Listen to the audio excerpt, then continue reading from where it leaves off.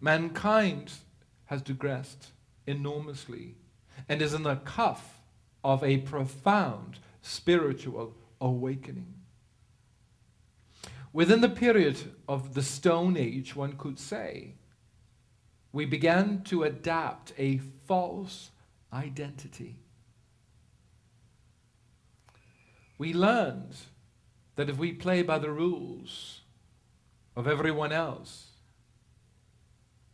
including what they think, what they feel, what they believe, that either we are going to be safe or in danger.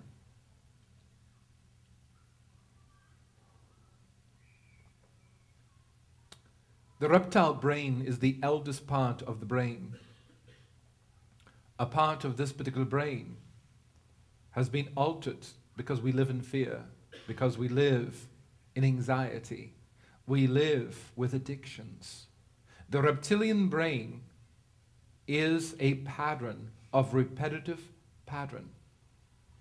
If I am a mad lover of God, then I would continuously feel my love, my devotion towards my inner God. I would feel the pulse and the wave of the universe continuously. I would never lose that rhythm.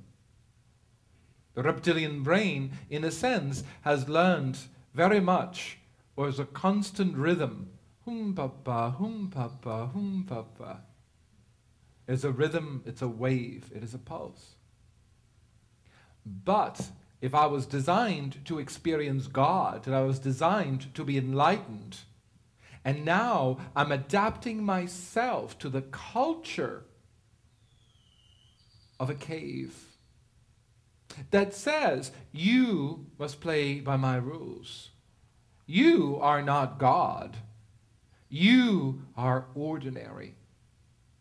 What would happen to my evolution would I eventually, unless I saw that this was illusion, this was Maya, would I lose my connection if I was not well seated? And indeed, mankind lost its connection to the inner self.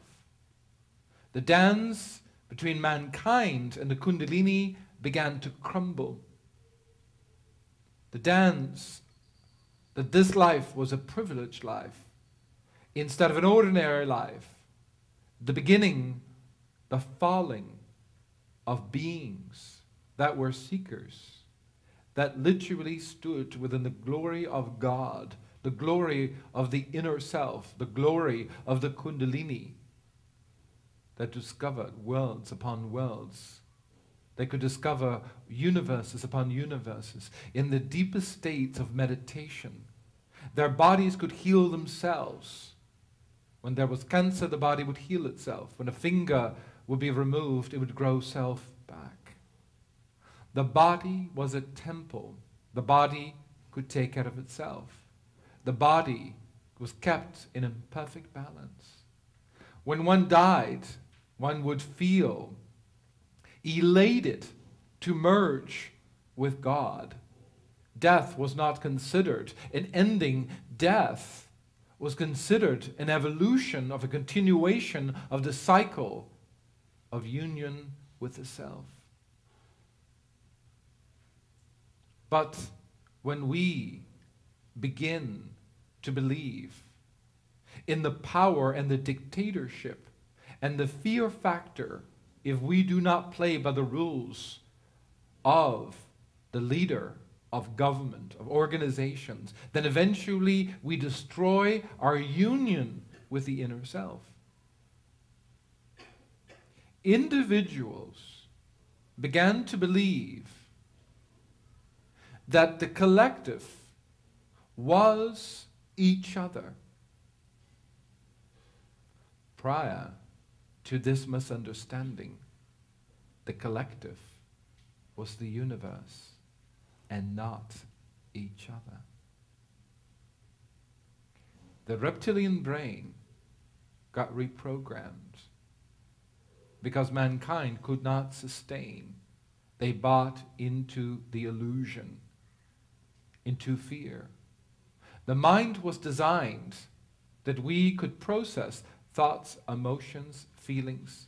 The mind was designed to experience enlightenment. Emotions were simply indications. We did not keep company with our emotions. Emotions simply explained the different definitions, the different experiences in which one would go through. But emotions, the mind was never designed that the emotions would define us, or that emotions would define our character, or that emotions would become our identity.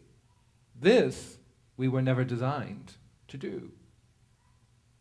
Imagine that you are a single cell of consciousness. You come upon this earth knowing that the collective is God. The collective is the ocean of consciousness. Listen very carefully. The collective was layers and states of consciousness. You were designed to experience layers of consciousness. You were designed to be connected to universes upon universes. You were designed that the collective was layers of consciousness. You were not designed to believe that you and you and you and you and you and you and you and you and you and you, that is the collective. And that is how the reptile brain lost its origin. If I see this universe, that I am a single cell connected to the collective, would I then see that the layers of consciousness is where I belong and is my identity? You are not my identity. And yet, that is what you have lost. You allow the transference of emotions of each other to be transferred back and forth as you are sharing each other's caca. Thinking this is ordinary, this is normal, but indeed it is not. You were designed to enjoy each other's company, but not to suffer from each other. We continuously suffer within the mind, we continuously suffer in relationships, because as long as we see relationships as the collective, we are on a witch hunt, looking outwardly, thinking that there is one person, one thing, because that is how the human brain, the reptilian brain, got a false sense of identity. So, if I were to say I'm a single cell of consciousness connected to the collective, does that mean this universe was strictly designed for me? Am I the dominant creating force of this universe? Hot damn, you are. But if you are my collective, do we all fit into a Volkswagen collectively trying to go in 50 different directions? As long as the mind sees that you are connected to each other, as long as the mind sees we don't have much choice,